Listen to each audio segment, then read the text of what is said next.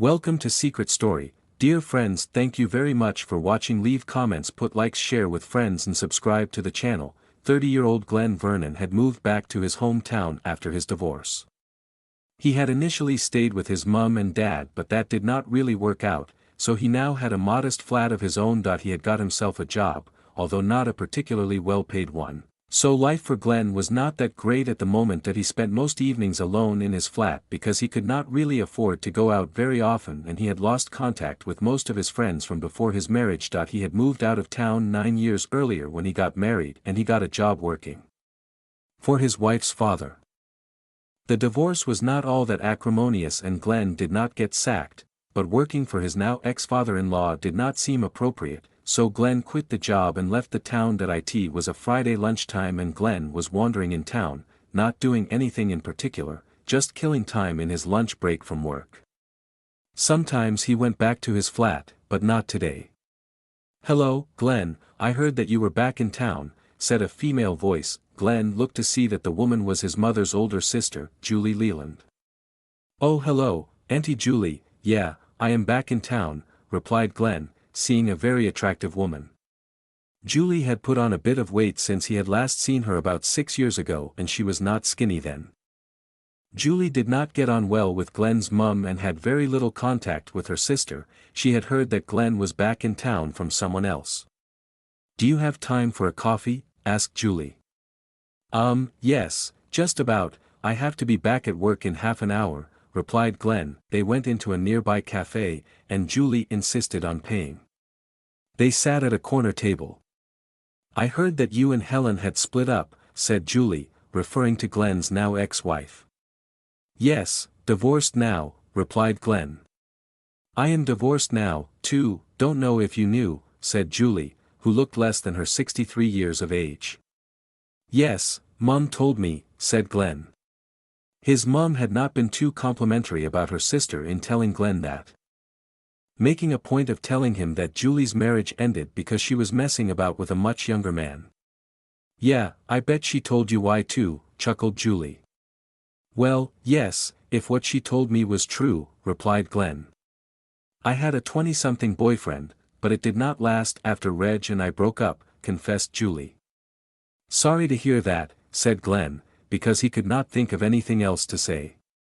"Ha, so was I at the time. He was good," laughed Julie, who had always been more outgoing than Glenn's mother. Glenn chuckled nervously. He was a bit embarrassed, not because he was prudish but because he was thinking of Julie. "Sorry, too much information," said Julie, seeing Glenn's apparent discomfort. "No, it was not that," said Glenn. "Of course, I remember, in your mum and dad's back garden at a party. You could only have been 17 then," said Julie. "Yeah, we had both had a lot to drink, but I think we both knew what we were doing," said Julie. Julie's face became more serious as she thought of what had just been said and thought of what they had started but never finished 13 years before. "What are you doing tomorrow morning?" asked Julie, now looking deep into Glenn's eyes. "Nothing. Why?" responded. "Want to continue this conversation at my house, say about 10 in the morning, said Julie. "Yeah, yes, do you still live where you used to?" said an enthusiastic Glenn. "Yes. Still the same place. I bought Reg's share of the house as part of the divorce settlement," said Julie, thinking that the male that had been a 17-year-old hunk was now a 30-year-old one. I had better get back to work," said Glenn, wishing that he could go to Julie's house right now. "Yes, okay, see you in the morning, Glenn, it is so good to see you again," said Julie, also wishing that they could go back to her house now. "Yes, see you tomorrow, and it is great to see you again, Julie," said Glenn. Neither of them had confirmed it, but the inference certainly was that they would be the next day. It was on both of their minds that afternoon. It was a nephew and auntie. They both wondered what degree of wrong it was to even be contemplating doing it, but neither of them wanted to back out. Glenn did not sleep much that night. All he could think of was the morning and Julie. Julie also lay awake a lot of the night. Glenn made his way to Julie's house for the 10 o'clock rendezvous. He felt excited and a bit nervous. His life had been very quiet in recent months. "Hello, Auntie Julie," smiled Glenn, when Julie opened her door. "Hello, my hunky nephew, come in," smiled Julie, Thanks, said Glenn. They were both a bit hesitant and neither of them was relaxed, both waiting for the other to make a move. Would you like a coffee? Asked Julie.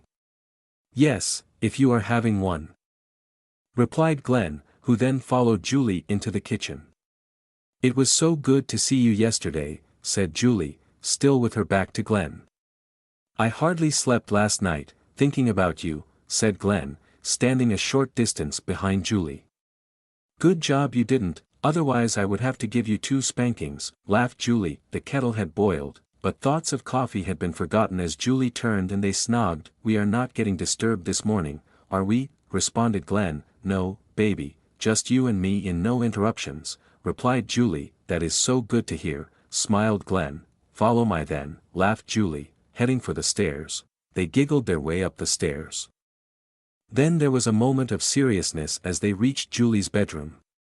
We both need to be 100% sure about this, because there will be no going back, said Julie, looking into Glenn's eyes. I have wanted you for 13 years, so I am sure, are you? Responded Glenn. That is what I wanted to hear. Yes, I am sure, said Julie. Glenn kept his thrusts at that pace for a while, before a sudden upping of the speed. Well, we have done it now, Auntie Julie, laughed Glenn. Yeah, we have, said Julie, chuckling. Would you like to stay the night? Asked Julie. Yes, I would like that very much, replied Glenn. No regrets, I hope, said Julie a bit later. Only that I wish that we had got together ages ago, replied Glenn. Well, we can spend time together in the future, assuming that you want to, said Julie. Oh yes, I want to, said Glenn. Ha, your mother would go ape shit if she knew, laughed Julie. Yeah, I don't think that she would be very pleased with you or me, chuckled Glenn in response. Just then, the doorbell rang. Who can that be? Said Julie, getting off the bed and peeking out of her bedroom window to see who was below. It is the postman. I forgot I have got a parcel due, said Julie, going downstairs, hoping that the postman hadn't gone by the time she got to the door. The postman was just leaving, but Julie called him back, hiding behind the door. Sorry for the delay. I was just going to have a shower, said Julie. No problem, love, said the postman, handing Julie the parcel. You like my big arse, do you? Chuckled Julie, removing her dressing. They went downstairs and had something to eat. How long is the lease on that flat of yours? Asked Julie, as they sat together on the sofa. I have got about 2 months to go on the current lease. Why? Responded Glenn. Well, I was thinking that if we are to continue, you might as well move in here, said Julie. That sounds good, certainly worth thinking about, said Glenn. Yeah, well, we should certainly know if you and me are going well by the time that lease expires, said Julie. Imagine what Mum would say if I moved in with you, chuckled Glenn.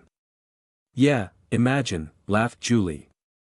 I don't know why you and Mum do not get on, said Glenn. She is probably right, replied Julie. It was now mid-evening after they had calmed, and they went back downstairs. They stayed in bed for about another hour, just thinking about what they had and thinking about the future. Glenn had to decline an invitation to stay the rest of the day because he had things to do on Sunday afternoon. They got up and showered. You will think about moving in permanently, won't you? Said Julie. Oh, I will. It seems a great idea, replied Glenn. Of course, said Julie. Oh, said Glenn, wondering where that was going. And then Glenn had to go. They did not arrange a date for his return, but it was not likely to be very far into the future. Auntie and nephew, 63-year-old Julie Leland and 30-year-old Glenn Vernon were now lovers, and they were very likely to be spending a lot of time together in the future. Glenn was divorced and living on his own in a flat, and Julie was divorced and living alone in a house, and it had been suggested that Glenn not renew the lease on his flat and move in with Julie. It was soon. On Monday early evening, Glenn phoned Julie. Hi Julie, I wondered if it was convenient if I came round to see you for a couple of hours, said Glenn. Of course, you don't need to ask, replied Julie. I thought I should. You might have a guest, said Glenn. Who knew that Julie had had male visitors in the past? As long as you and I are a thing, you will be the only one visiting me in that way. In fact, you might be living here, said Julie, referring to the ongoing thoughts of Glenn moving in. That is true, see you very soon," said Glenn that he arrived at Julie's house within 30 minutes. "Are you here for the night?" asked Julie. "No, got to be at work early tomorrow, but we can have 2 hours or so," replied Glenn. "Better not waste time talking," laughed Julie. They got to Julie's bedroom. "After about 30 minutes, I think that I could get to like this," laughed Julie. "Yeah, me too, I am very seriously thinking of moving in," said Glenn. "That would be wonderful," said Julie. "I could stay Friday and Saturday nights this week if that is okay with you," said Glenn. "That is very okay with me," responded Julie. Things continued and eventually they fell asleep. They got up, showered and got dressed.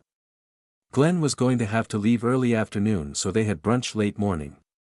They made no definite plans for the next 4 days, but there was the possibility of Glenn visiting. He would again stay on Friday and Saturday nights. Glenn did visit on Tuesday evening. On Wednesday, Julie sent Glenn a text to say that the cane had arrived and they agreed that they would try it out at the weekend. Friday was again reached, so Glenn Vernon would be visiting his Auntie Julie Leland. Neither of them suggested it, but the natural thing seemed to be to have the first of the weekend right now. "Would you like a coffee?" smiled Julie. "Thought you would never ask," laughed Glenn. The coffee was not going to be immediate, of course. They took a few moments of silence. There were also likely more future. "I am loving our time together," replied Julie. "Oh, I have not shown you the cane, have I?" said Julie, before they left the bedroom. "No, you haven't," replied Glenn. Julie opened her wardrobe. "Here it is," said Julie, taking the item from the wardrobe. Glenn took it in his hands and examined it. He also swished it through the air and was a bit startled by the sound. Glenn did not speak but handed the cane back to Julie.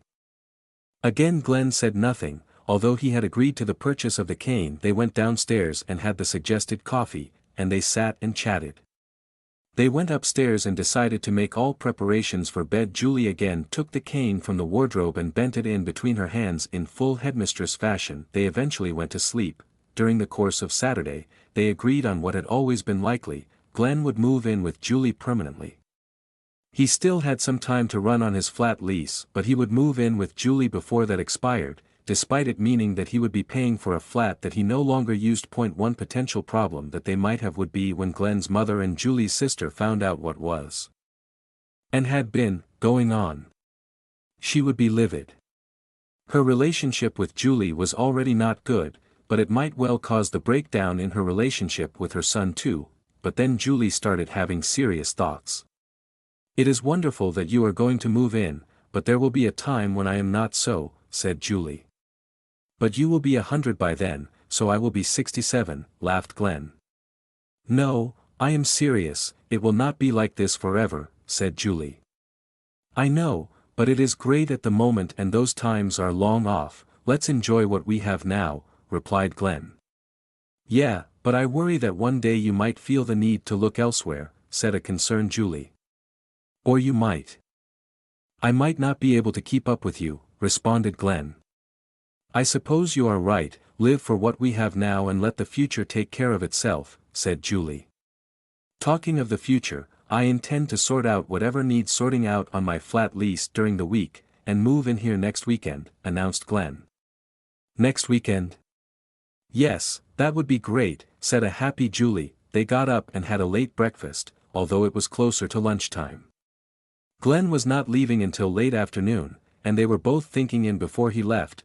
The kitchen table had survived the treatment that it had had. Time was now getting short, so Glenn went upstairs for a shower. He left, but the plan was that when he came back the next weekend, he would be moving in. Auntie and nephew had got as close as two people could be over the last few weeks, and now their immediate future was to be living together full-time.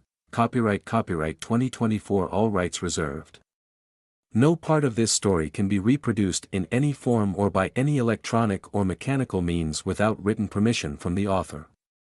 All characters are fictitious, and any similarity to actual people, living or dead, events, or locales is entirely coincidental unless otherwise stated. Dear friends, thank you very much for watching. Leave comments, put likes, share with friends and subscribe to the channel. Story 2, Welcome to Secret Story. On a warm, quiet night, Lauren lay in bed listening through her open bedroom window to the deep of an unknown woman that was repeatedly brought near climax. Lauren's husband, to the world in a deep sleep, lay next to her, oblivious of the other woman but 30 feet outside their window, being ravaged by Jason, who had been their best man just 3 years ago that he was staying in their guest house just behind the swimming pool for a few days. Throwing the sheet back, she left her sleeping husband. Nothing could wake him from a deep sleep and tiptoed to the great room at the rear of the house, being careful to leave all the lights off so she not be seen by, standing near a window, peering into the darkness of the night, she could just make them out in the shadows. Their bodies reflecting a light glow from the pool lamps which cast a soft light. Lauren couldn't see faces. After both women had calmed, Lauren watched as Jason stood up. Lauren could hardly believe that she was doing this, watching Jason. She knew she shouldn't be watching this. Once she finally opened her eyes as Lauren crept back to bed, and lay next to her still sleeping husband, she reflected on her actions. Jason was a womanizer. And his seductions often focused on married women, a bad boy like he could readily supply. In Jason's mind, married women were safe bets, because they were not likely looking for emotional attachments or commitments. And that suited Jason just fine. But it was always something Lauren detested about him. Even if she had come to accept it, because of his long-standing friendship with her husband. Lauren awoke the next morning to a ringing phone, and listened to her husband take the call and tell the hospital he would be right there. Her husband Mark was a surgeon, and was just called in this Saturday to operate on the victim of a terrible car crash. He would be gone for hours. So much for him entertaining his friend Jason today. She thought that as Mark quickly got ready to leave the house, they heard Jason's rental car start up outside, and then pull out of the driveway. "I guess you don't have to worry about what to do with Jason in my absence after all," Mark said, looking out the window as the car drove off. Turning to look at his wife, he added, "That should make things easier for you. I know you really don't care to be around him too much." "I can't imagine why I don't care to be around your best friend," Lauren said sarcastically. Mark laughed, and jokingly defended his friend by telling his good wife that was a bit harsh. "After all, I think we can say he's more mature than a hamster. Don't you think he's at least to the maturity level of a junior hire?" he said with a wink. "Oh, you think that's funny, don't you? But you're lucky he's not chasing after your wife. I think he considers every other married woman he knows fair game." As Mark pulled his wife in for a hug and a goodbye kiss, he said, "That's one thing I can count on, he's never hit on you. Of course you're like ice around him, so he probably knows better than to make a play for the Ice Queen." Lauren took a swat at Mark as he dodged away from her, laughing. "But seriously honey, he's always respected our friendship and left you alone. You can at least be grateful for that." And with that feeling of security in his friend's distance from his wife, Mark headed out for a long day of surgery at the hospital. As he drove off, Lauren reflected on those moments when Jason had in fact flirted with her, times and events that Lauren didn't want to tell her husband about for fear of what he might do. He made her feel desired. And every woman wants to feel desired, even if she is a faithful, loving wife as Lauren was. So she put up with those typically male advances, as harmless as they were, knowing that Jason never really pressed himself on her. Well, there was that one time at the wedding reception, but she just racked that up to his inebriation, and tried to put that out of her mind, as it never happened again. Lauren pulled a white t-shirt on before walking out to the kitchen to make some coffee. If Jason was still around, she would have dressed, but she felt safe to roam the house nearly for a while. She liked that feeling, walking around the house in little or nothing, and enjoying the warm California air. Just as she was turning the coffee maker on, she nearly jumped out of her skin at the sound of the back door opening and someone walking in. Turning in fear quickly to see who was coming in, she stood face to face with Jason. The look in Jason's eyes was one of utter shock as well. They started babbling over one another. "What are you doing here?" "I heard your car drive away," Lauren called out over Jason's. "I thought I saw your car drive away a few minutes ago." "What are you doing home?" Clearly, they both thought the other had driven off, leaving them alone in the house. But here they stood, staring at each other. Jason looked down at himself, and then back to Lauren, before saying, "No. It's not just gay men that wear these. I find that most of the women he paused as he searched for the right phrasing. Spend time with, like me in something a little bit than baggy boxers." Here she was, a bad boy, wolf of a man that viewed women as nothing more than objects. And now he was leering at her. Not that he, and many others, hadn't done that before. But she had always been dressed and out in public. What was happening to her? Lauren's mind went blank. Lauren was a confident woman, and she never showed a hint of doubt or vulnerability anytime to anyone. And in the course of that conversation she discovered that Jason's evening guest had taken his rental car and driven home earlier, in order to not be seen or identified by Lauren or Mark. And Jason learned that Mark had been called in to perform emergency surgery, and would not be back for hours. "You know, it doesn't bother me," Jason commented, "but I'll understand if you're intimidated being alone with me without more clothes on, so it's okay if you go put something else on." Lauren. Perhaps it was meant as a kindness, but Lauren took it more as a condescension, so his words had the opposite effect on her. She dug her heels in. She didn't care what he said. Who knows, perhaps it was reverse psychology on his part, or maybe it was pure dumb luck, but whatever the case, Jason had the good fortune of Lauren telling him that it didn't bother her at all to be alone with him after all. Jason. "It's not much different than the little I wore at the pool party last night with all of our friends," she said with feigned confidence. Jason's deep chuckle used to irritate her. "Great," he said. "I enjoy you in your, but I love it with you dressed like this." She should have left it alone, for she knew why he said it, but the words escaped her mouth before she could pull them back. "You're crazy." Looking her deep in the eyes, and through some unexplainable power over her, a magnetic hold he used on other women, now experienced by Lauren for the first time, Jason held eye contact and she couldn't divert her eyes. Then he told her bluntly, exactly why she looked this morning. Lauren was flummoxed, and opened her mouth to speak, but nothing came out. She was embarrassed that he caught her in her excited state, but didn't know what to say.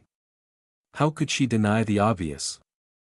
He continued, "I've wanted to see this for a very long time, Lauren." It was bold, direct, blunt and overtly. Lauren's mouth dropped open, but quickly recovering, she managed to eke out a few words, and said as nonchalantly as she could, "You know, Jason, feel free to put some clothes on." It was her chance to turn the tables on him. There was no embarrassment in his eyes, or his action though. "Oh, don't let this hard you. It's what always happens when I'm with a woman as beautiful as you," he said with ease, as if it was the most natural thing in the world. "You don't have to worry about me, Jason. It's not the first time I've been confronted by your uncontrollable," Lauren said, trying to make a joke of it. A wide, dirty grin spread across Jason's face. "Oh, you're thinking back to your wedding day, when I danced with you at the reception, aren't you?" Jason commented with a knowing look. "You remember that, do you?" Lauren teased. "And here I thought you were so drunk that you forgot all about it." Jason's response was swift and clear. "Hell no. I'll never forget that wedding reception." "I see you remember it well too." His eyebrows raised as he finished speaking. "It's hard for a bride to forget the best man at her wedding, my husband's best friend, Jason." "No, that's not something I'm likely to forget." Jason's eyes danced with excitement as he remembered it. "As I recall, you didn't pull away from me." "Is that what you remember, Jason?" "Well, if it makes you feel good, go ahead and think of it that way. But let's be clear about this. I was just looking out for you and my husband that night. Nothing more." She thought it was just the abundance of alcohol at her wedding that dulled her senses and resolve, but she would never admit to him that he was right. Jason interrupted her thoughts. "Hey, I could have had you that night if I wanted to." Holding his hands up to stop her protests before they started, he quickly changed tack. "But that's neither here nor there," he said, while waving his hands. "Just know that I had no seduction in mind for my best friend's new bride that evening. Unlike some other weddings I've attended.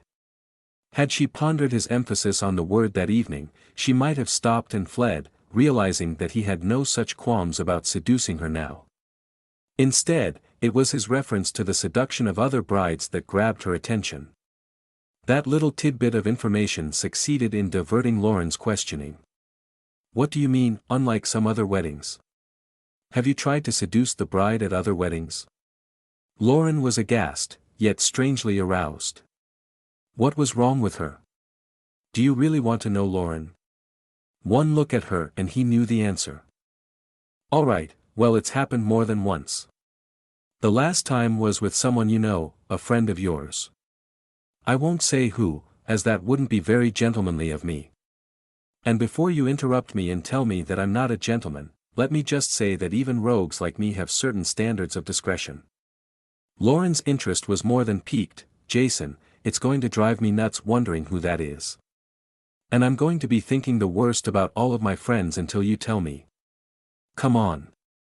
Give me some kind of clue," she pleaded. Jason simply laughed at her, and decided that it was great fun toying with her like this. He liked her pleading, and thought he had her just where he wanted her.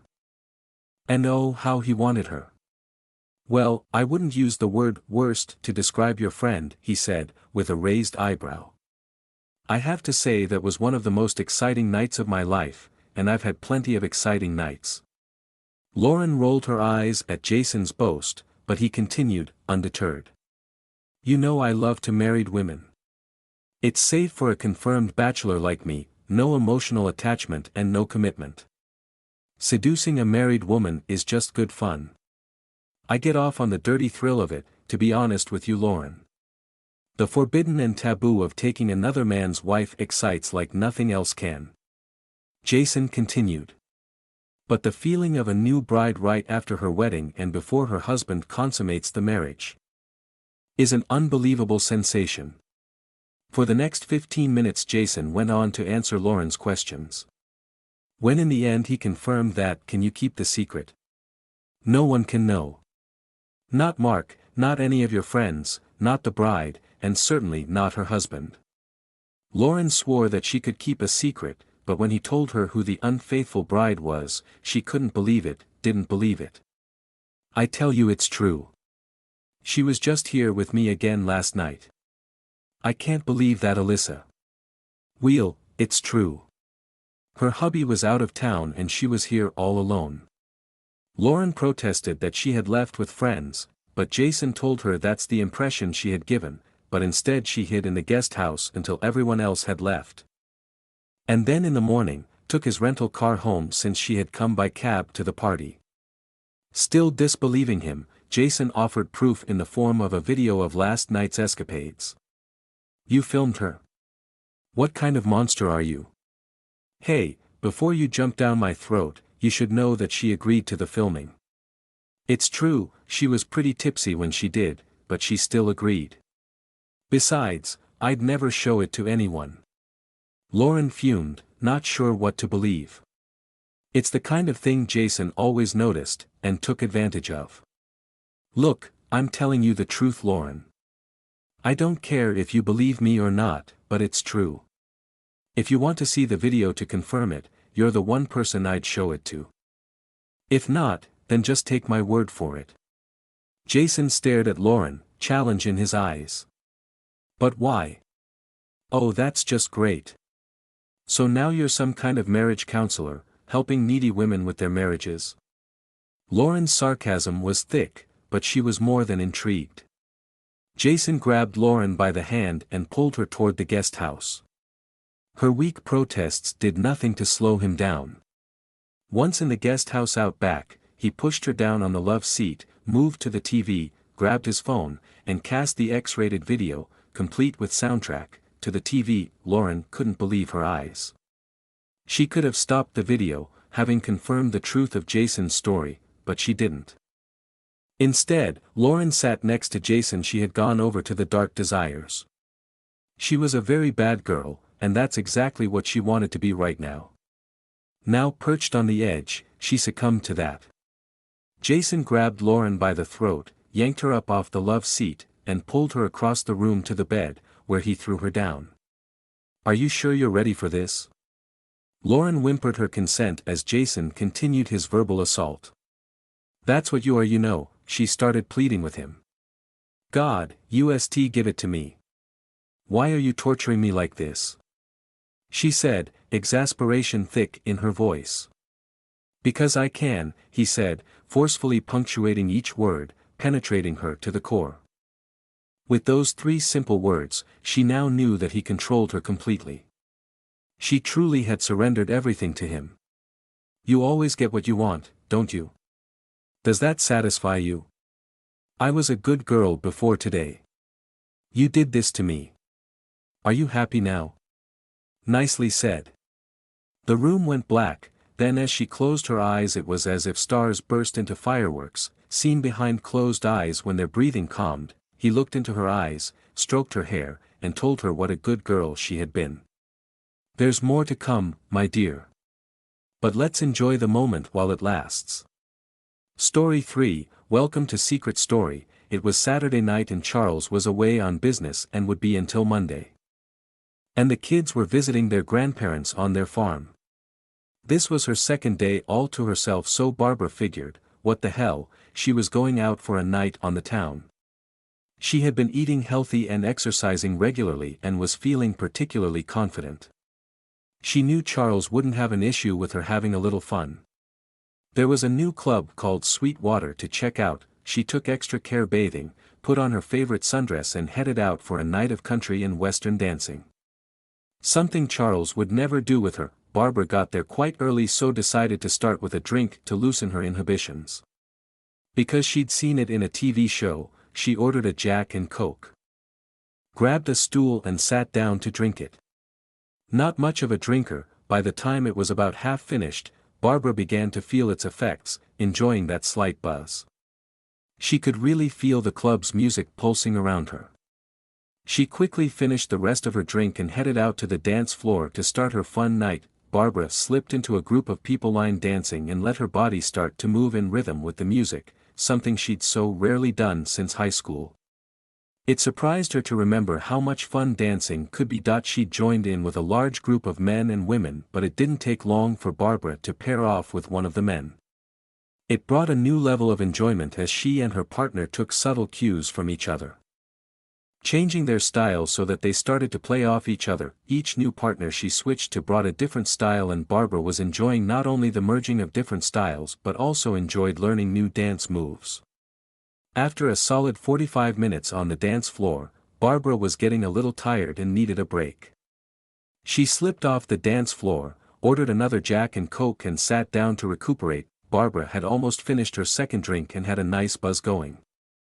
She was getting up to head back out on the dance floor when one of the men she'd been dancing with walked up to her. "Can I buy you another drink?" he asked. Barbara chuckled internally for a moment. She'd seen this maneuver on TV and the movies all the time but had never experienced it personally. "Sure. Thanks," she finally replied.